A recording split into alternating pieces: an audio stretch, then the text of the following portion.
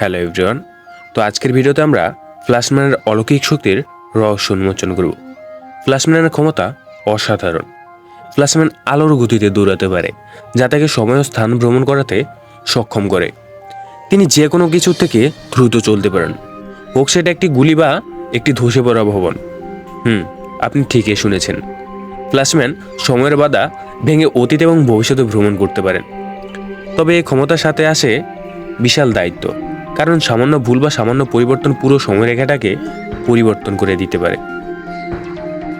Speed ফোর্সের সাথে সংযোগের কারণে ফ্ল্যাশম্যান দ্রুত আঘাত থেকে সুস্থ হয়ে উঠতে পারেন, যা তাকে প্রায় যে কোনো শারীরিক ক্ষতি থেকে রক্ষা করে। এছাড়াও তিনি দ্রুত গতিতে চলাচল করে ঘূর্ণনের সাথে শক্তিশালী ঘূর্ণিঝড় বা টর্নেডো তৈরি করতে পারে, যা তাকে শত্রুদের উড়িয়ে নিয়ে গিয়ে ধ্বংস করে দিতে পারে বা যে কোনো শক্তিশালী কাজ করতে সক্ষম। তার অন্যতম একটি অসাধারণ শক্তি হলো গতিক ক্লোন।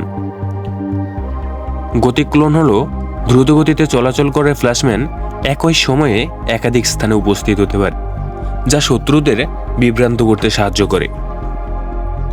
ফ্ল্যাশম্যানের অন্যতম মিশন ছিল সেন্ট্রাল সিটি ও সমগ্র মহাবিশ্বকে দুষ্ট শক্তির হাত থেকে রক্ষা করা।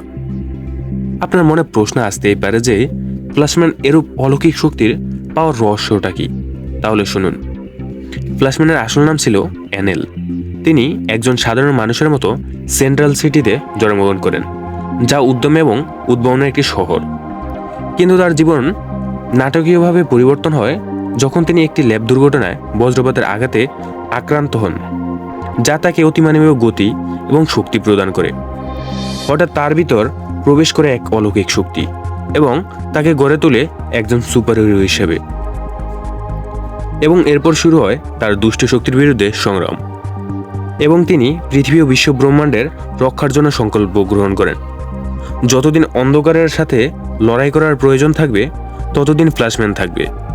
রাতের মধ্য দিয়ে বৈদ্যুতিক ঝলক আসার প্রতীক হয়ে থাকবে।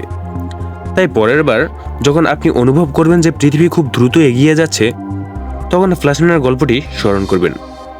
কারণ কখনো কখনো পার্থক্য করার দ্রুততম উপায় হলো শুধুমাত্র সঠিক কাজটি করা।